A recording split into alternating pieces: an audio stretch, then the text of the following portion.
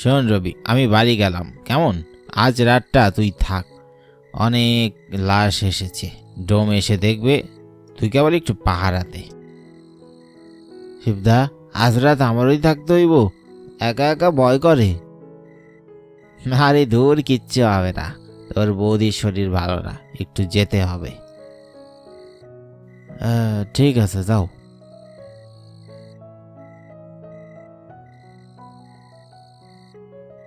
শিব চলে যায়। রবি 1 সপ্তাহ হয়েছে এখানে কাজ করছে। এটা একটা হাসপাতালের লাশ কাটা ঘর।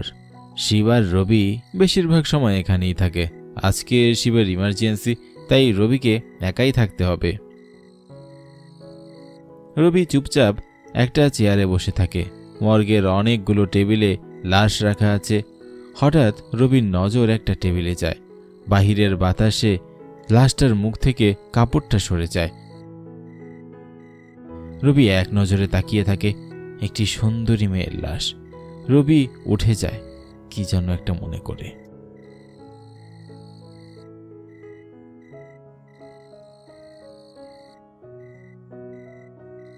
কি অপূর্ব এই মেয়েটার লাশ, তাই তো মনে হইতাছে, একটা ফুলের চিহ্নও নাই। রবির চোখ টকটক করে ওঠে। ডোম আসতে এখনো অনেক দেরি।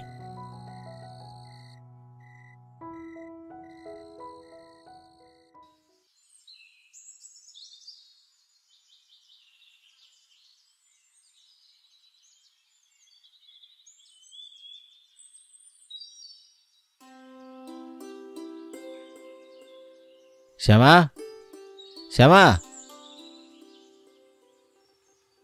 সকালবেলা রবি বাড়ি আসে। ওর মন খুব ফুরফুরা। ওর গিন্নির হাতে একটা কোমরের বিছা দেয়।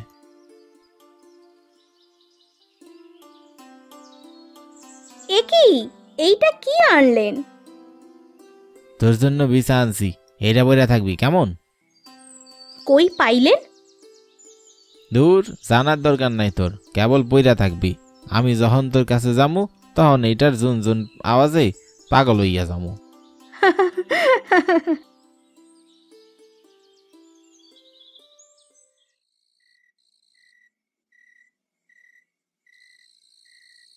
রবি আর শ্যামা ঘুমাচ্ছিল। হঠাৎ করে রবির মনে হলো রবির চেহারার উপর কেউ ঝুঁকে তাকিয়ে আছে। মেয়েটা আর কেউ না, হাসপাতালের সেই লাশটা। রবি লাফিয়ে ওঠে।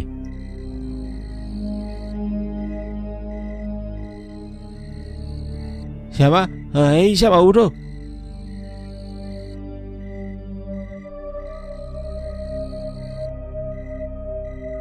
কি হইল? আমার শরীরটা ভালো লাগতেছে না। কি হয়েছে আপনার? জানি না, কেমন জানি লাগতেছে। ভালোই হয়েছে আজকে ডিউটি শিবদা আর অঙ্কুশ করতেছে, নাইলে কেমনে সারা রাত থাকতাম। আচ্ছা, আপনি ঘুমান। না, যা তো, আমার লণ্ঠন জালটা নিয়ে আয় তো। ওমা, এগুলো দিয়ে কি করবেন? বিলের ধারে যাবো মাছ ধরতে। আপনি কি পাগল হইলেন নাকি? কি কন? এই না কইলেন শরীর খারাপ? কিন্তু একটু বাইরে বাইরে হইলে ভালো হইয়া যাইব। আর শীতের রাইতে মাছ ধরতেও মজা আছে, জানি আয়। আপনিও না, দাঁড়ান দাঁড়ান, আনতাছি। রবি বিলের দিকে রওনা হয়। শীতের রাত, পুরো গ্রাম নীরব।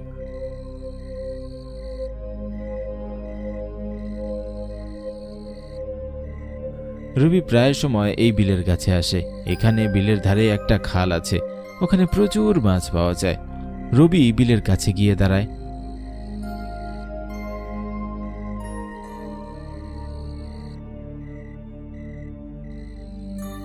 রবি একটু সামনে গিয়ে খাল থেকে মাছ ধরতে থাকে।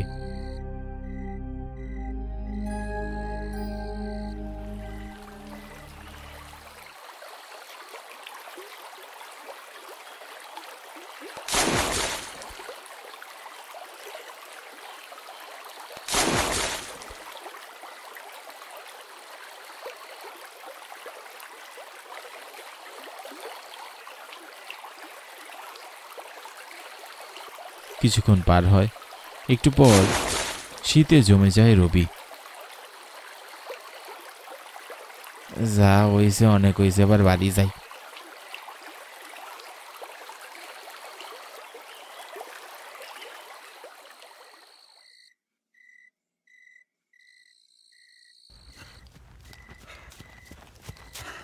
পিছনে মনে হয় কেউ আটতাছে।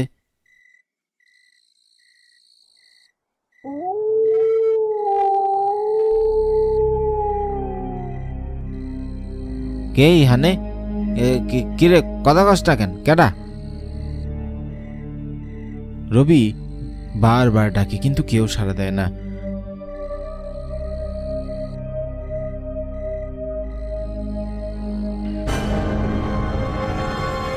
রবি ওর হাড়ির দিকে তাকায়। হায় আল্লাহ, এতগুলা মাছ কই গেল? এ কি হাড়িতে একটাও মাছ নাই? এসব কি তা হইতাছে? রবি কাঁপতে থাকে। হঠাৎ বিলের পাশের গাছগুলো খুব জোরে জোরে নড়তে থাকে। চারপাশ থেকে কারো হাসির আওয়াজ শুনতে পাওয়া যায়। রবি ভয় পেয়ে যায়, চারদিকে ভয়ে সে তাকায়।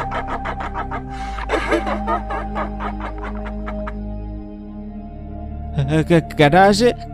কেডা? এই যে, এই দিকে তাকান।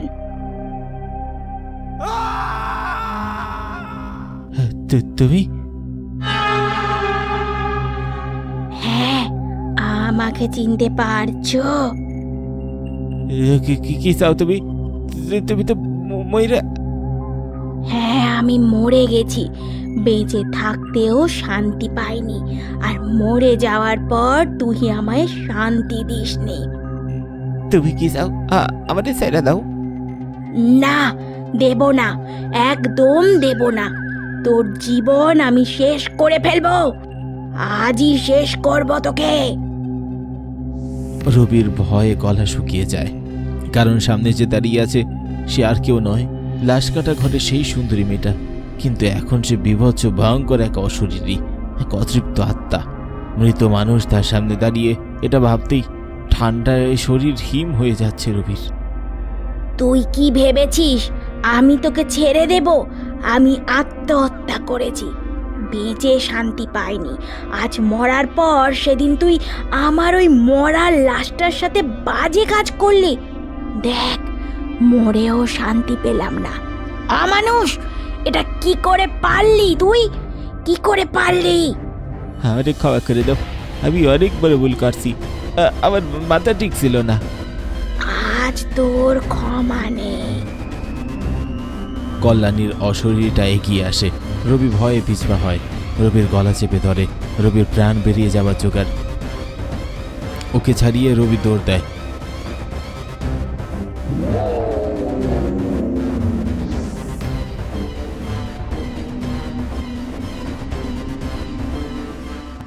কল্যাণী আবারও এসে ওকে মারার চেষ্টা করে।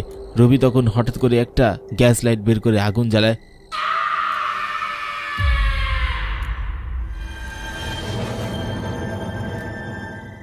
বাবা রে, বড় মাছ পাইতে গেছি। ভাগ্যিস মনে কইরা লাইটারটা সাথে আনছিলাম। এখন দেখলে ভূত প্রেত নাকি সব দৌড়ে পালায়। যাই, তাড়াতাড়ি বাড়ি চলে যাই, এইখানে আর থাকা যাব না।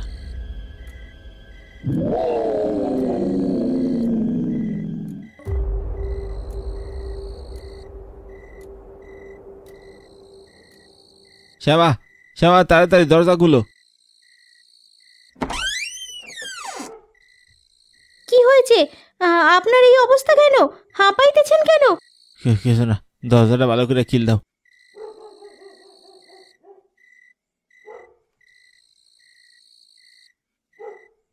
ও আমারে মাইরা ফালাবো। আপনি এমন ভয় পাইছেন কেন? আপনি না গেলেন মাছ ধরতে? তোরে কই নাই শ্যামা, আমি হাসপাতাল লাশ করে খুব বাজে কাজ করছি একটা মেয়ের লাশের সাথে। ছি ছি, এটা কি কন? বাবু, আর তার তখন আমারে মারার জন্য ঘুরতাছে। হায় ভগবান, এখন কি হবে? রবি আর কিচ্ছু বলতে যাবে, ঠিক তখনই হঠাৎ টেবিলের উপর রাখা প্রদীপটা নিভে যায়। ঝড় ও বাতাস, সেই সাথে বাহিরে কারো অট্টহাসির আওয়াজ শুনতে পাওয়া যায়।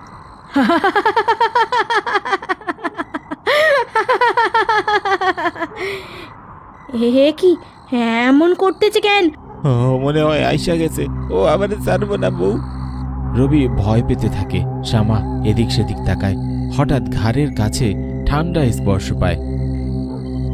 ঘাড় ঘুরাতেই দেখে একটা মেয়ের মৃতলাশ তার সামনে দাঁড়িয়ে আছে। পরনে সাদা থান, চোখে রাগ আর ঘৃণা মিশে একাকার। শ্যামা ভয় পেয়ে যায়। ও মাগো, দেখেন এইটা কি! আমারে বাঁচান, বাঁচান আমারে! তোকে আজ আমি ছাড়বো না। তুমি শ্যামারে কিছু করো না, ওর কোনো দোষ নাই, যা করার আমি করছি, আমারে ক্ষমা করে দাও। কল্যাণী হা হা করে হাসতে থাকে আর চিৎকার করে বলে, ওর দোষ নেই। কে বলেছে দোষ নেই? আমার মূল্যবান জীবনটাই ওর কাছে। মানে? মনে নেই আমার কোমরের বিছাটা তুই তোর গিন্নিকে চুরি করে এনে দিয়েছিস। এত লোভ তোদের, একটা লাশকেও ছাড়িস না। হায় ভগবান, এই বিছাটা আপনি লাশের থেকে চুরি করেছেন? এইটা আপনি কি করলেন আপনি? গিন্নি আমার মাথা ঠিক ছিল না, তখন কি করছি কেনা জানে। আজ তোর বউকে মেরে আমি আমার প্রতিশোধ নেব। আমার কোমরের বিছা পড়ে এত বড় সাহস! না, ছেড়ে দাও, ছাড়ো। রবি আর কিছু বলতে যাবে তার আগেই কল্যাণীর অশরীরটা শ্যামাকে মাটিতে ফেলে দেয়। তারপর গায়ের উপর উঠে শ্যামার দেহটা খাবলে খাবলে ছিন্নভিন্ন করে ফেলে। শ্যামা চিৎকার করে করে তার দম হারিয়ে ফেলে। রবি ঢ হয়ে দাঁড়িয়ে থাকে। কল্যাণী কোমরের বিছাটা নিয়ে উধাও হয়ে যায়।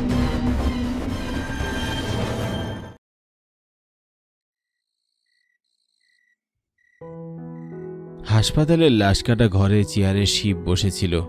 রবিটা 2 বছর যাবৎ কাজে আসে না। রবির বউরও কোনো খোঁজ পাওয়া যায় না। শিব বা কেউ জানে না এক রাতের মধ্যে তারা কোথায় গায়েব হয়ে গেল। গত শীতে রবি গায়েব হয়ে গেল, এখন আরও 2টি শীত পার হওয়ার সময় হয়েছে। এসব ভাবছিল শিব। হঠাৎ করে শিবের নজর একটা টেবিলে রাখা লাশের দিকে যায়। দমকা বাতাসে কাপড় সরে যায়। টেবিলে একটা মেয়ে শুয়ে আছে, দেখতে কালো তবে অপূর্ব মায়াবী। শিব উঠে যায়।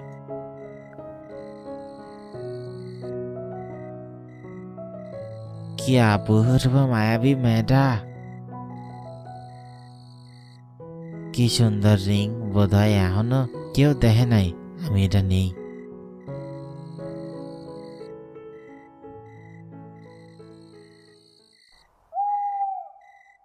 শিব সেই শীতের রাতে বিলের ধারে যায়। এখানে সে প্রায়ই আসে। আগে আসতো প্রায় রবির সাথে মাছ ধরত। রবি মরার পর মাছ আর ধরতে আসে না। সে বিলে একান্ত সময় কাটাতে থাকে। ও একটু চাপা স্বভাবের। একা একা রাত কাটানো একটা অ্যাডভেঞ্চারও বলা যায়। ওর ভালোই লাগে এই সময়টা। শিব বসেছিল। হঠাৎ করে গাছপালা জোরে জোরে নড়তে শুরু করে। ঝড়ো বাতাস শুরু হয়।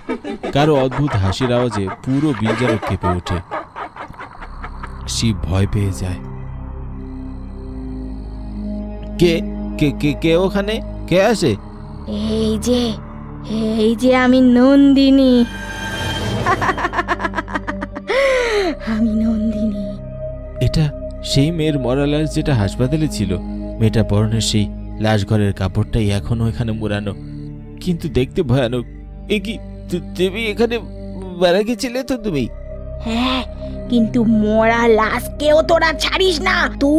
তুইও না, তুই বাকি সবার মতো। আজ তোর রেহাই নেই। না, আমি ক্ষমা করো। ক্ষমা? কিসের ক্ষমা? পাপ করার আগে মনে ছিল না? মনে ছিল না?